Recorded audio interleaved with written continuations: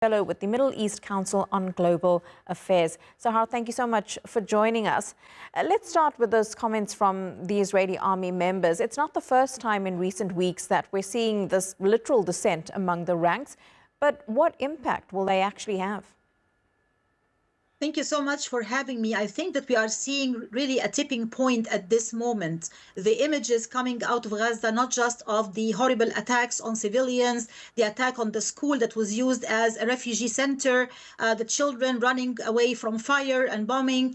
All of these images are now also escalated with the latest wave of starvation in Gaza, which also drew a lot of international attention and a lot of international pressure. We have seen governments speaking out against it. We have seen the UN Secretary General saying that the minimal amounts of food allowed into Gaza is barely enough to feed this starving population, many of whom are women and children and elderly people. We have seen people go out in the streets and protest in many capitals. We have seen Israelis inside and outside Israel as expatriates speaking up and organizing their own rallies and protests to say enough is enough. This is harming Israel's image and credibility and national security. And now, of course, on top of all of that, we are seeing these 1,200 active and reserve Israeli soldiers and officers speaking up as well and describing this war on Gaza as, quote unquote, a political conflict that does not serve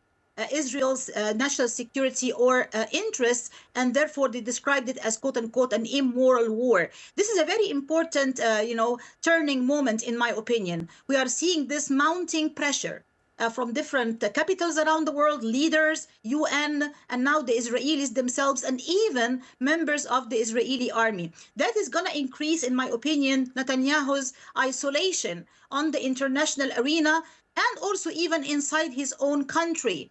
He and his, hardcore right-wing government are facing now increasing pressure and increasing isolation, not just on the international front, but even domestically.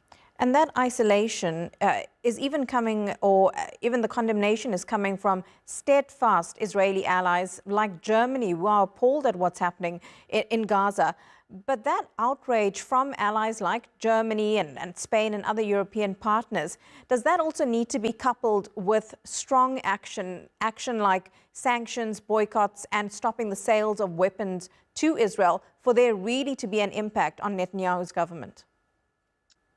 I think that, to be very honest, the one that has most of the cards of pressure is the United States. It is really the United States that has a lot of the cards, so to speak, in its hands. And Trump has now been changing his position slowly but surely in the direction of putting more and more pressure on Netanyahu to put an end to this war on Gaza. Of course, the latest round of talks and trying to reach a ceasefire proposal, Trump said, I'm optimistic. I have a peace plan for the Middle East. I'm going to announce it in the coming few days. I would like to see a ceasefire in Gaza sooner rather than later. That was not met with welcoming signs or welcoming rhetoric from Israel or from Netanyahu, who is still very much against any type of resolution of this kind and does not perceive any kind of withdrawal from Gaza anytime soon. But I believe that this kind of language and this kind of rhetoric coming out of the White House, coming out of Donald Trump in particular, might actually mean that we might see some kind of shift or change in the coming few days or weeks. And I think that Trump really does not want to drag this any further than that.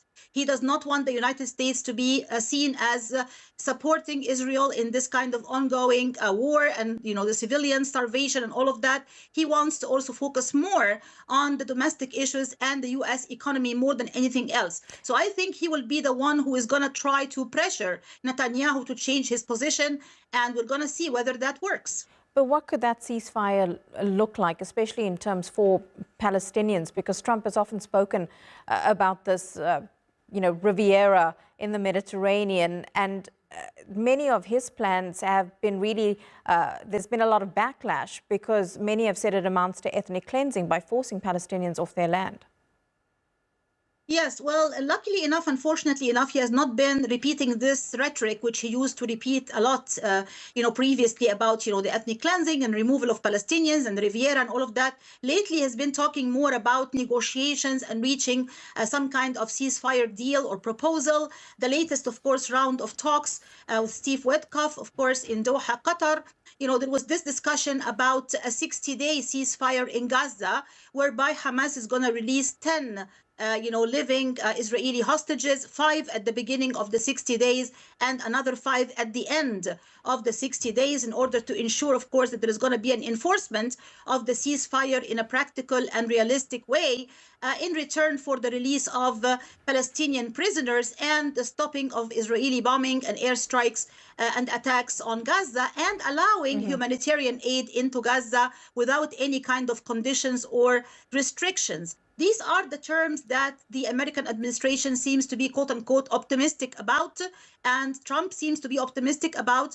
Hamas is welcoming that, but actually the Israeli side is not. Up till this moment, we are seeing a lot of objections, rejection, stubbornness coming out of the Israeli government and out of Netanyahu's mouth. So we are not really seeing that he is changing his position in any way during this moment as we speak. But whether Trump can possibly try to convince him, maybe using things like, there's going to be benefits to Israel once this kind of war stops, and we're going to try to maybe hurry up with the Abrahamic Accords and having normalization with more Arab countries, and maybe certain trade benefits and economic benefits to Israel. If he tries to use this kind of carrot with the Israeli side, he might be able to try to convince Netanyahu, and that is, of course, to be seen.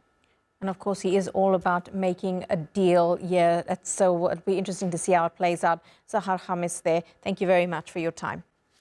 Thank you.